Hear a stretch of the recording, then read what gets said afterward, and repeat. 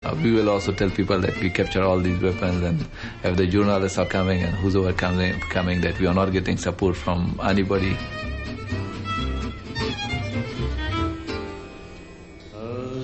Once again, the AK-47 was a tool which allowed the weak to challenge the strong. But this time the superpower was the Soviet Union. In the hands of the Mujahideen, the assault rifle could even bring down jets.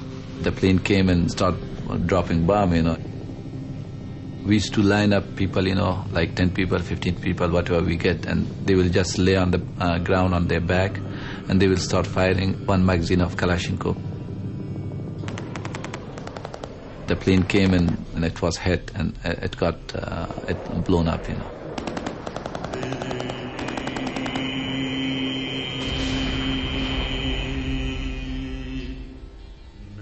Whoever came to Afghanistan, they were hurted, and they were forced to leave, not willingly to leave.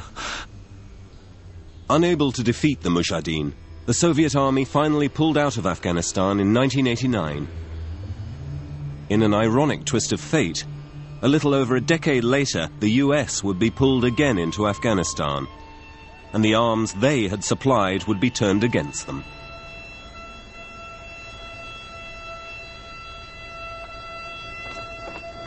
Bankrupted by war and the arms race with America, the Soviet Union collapsed in 1991.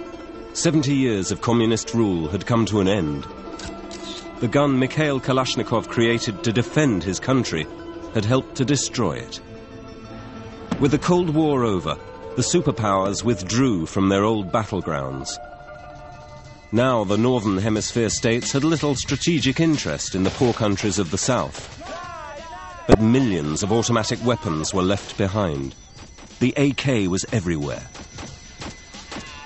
Splitting into warring factions, nations and peoples began their own destruction. One of the countries that is the real byproduct of the Cold War disaster is Pakistan. And it was our conduit during the Afghan War. Provided weapons to the Afghans, was a staging ground, and in fact the Pakistanis managed the Afghan war for the United States. The guns left in Pakistan after the Cold War can be found in the shops today which line the only street in the town of Dara. Here an AK knockoff can be bought for as little as $90. Towns like Dara are international arms bazaars catering to terrorists. They're readily available, they're available very inexpensively. In many parts of the world, people would rather have an automatic weapon than a shirt on their back.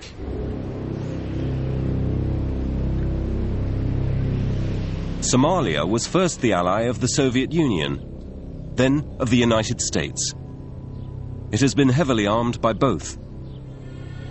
As the superpowers retreated in the 1990s, famine gripped the Horn of Africa, and Somali tribes began to fight for supremacy. Machine guns made the conflict deadly. Clan chiefs became warlords.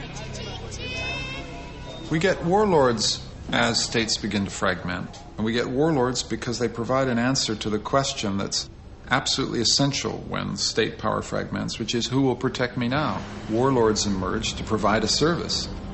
The Somali government collapsed as warlords took over Mogadishu.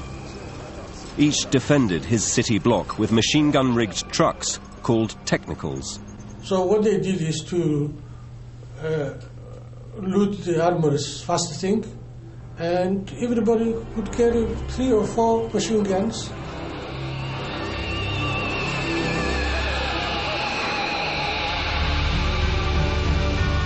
In 1992, George Bush, flush with his victory in the Persian Gulf, decided that the violence in Somalia must end.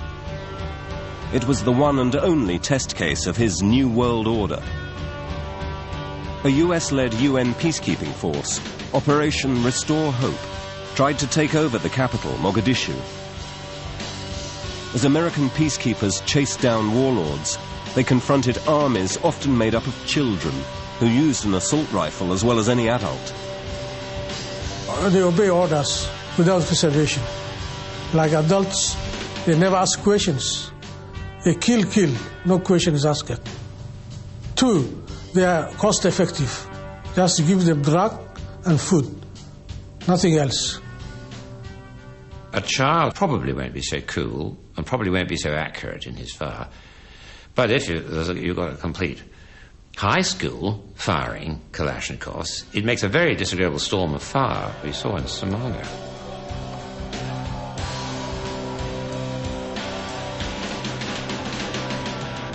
US helicopters attacked a peaceful meeting and killed about 70 clan elders. American soldiers were killed in retaliation, and pictures of their bodies being dragged through the streets were broadcast round the world. The UN withdrew from Somalia.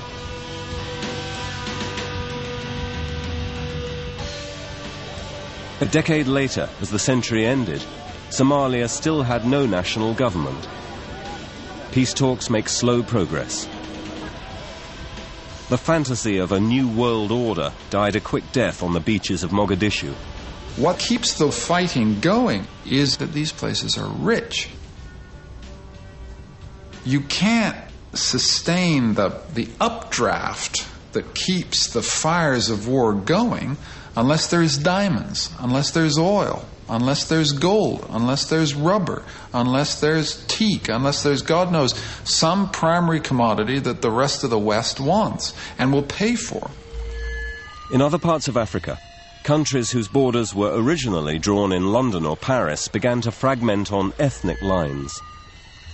Sierra Leone is a small country on Africa's west coast, rich in diamonds, bauxite and titanium dioxide. It has seen multiple coups and rebellions. Hi, I'm Gavin, and I work for Executive Outcomes, and I've been working for a long time now. It's just a beautiful place.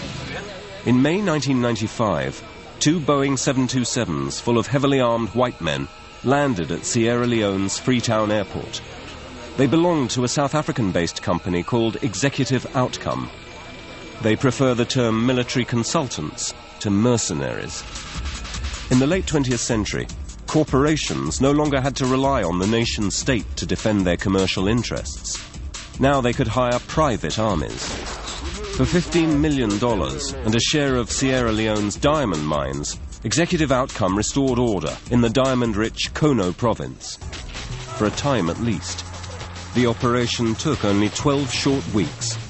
Sierra Leone then gave diamond concessions to the Canadian corporation Diamond Works. Many of Executive Outcome's members owned shares in Diamond Works. When the Sierra Leone government could not afford Executive Outcome's services anymore, the mercenaries stood guard over the Diamond Works mine, while the rest of the country descended into chaos once again.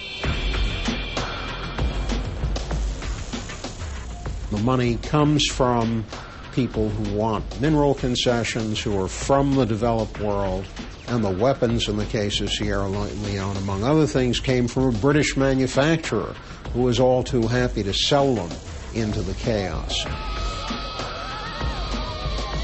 Who up and firing you? EFF. Why? We don't know. We have to figure out how to stop having nice small wars as a commercial activity.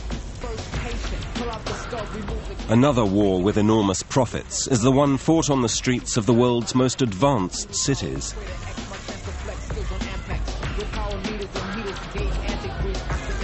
120 years ago, this was a dusty little town of 11,000 souls. Now, Greater Los Angeles is a sprawling metropolis, over 1,200 square kilometers in size. Like Toronto or Zurich, it is a first world city, but like Cairo or Calcutta, it is also a third world city. In LA, it's only a few minutes' drive between the two. This is a town where more people die by gunfire than in France, Germany, and the United Kingdom combined. When I saw with Thompson 45, it was lust. After that, the homeboys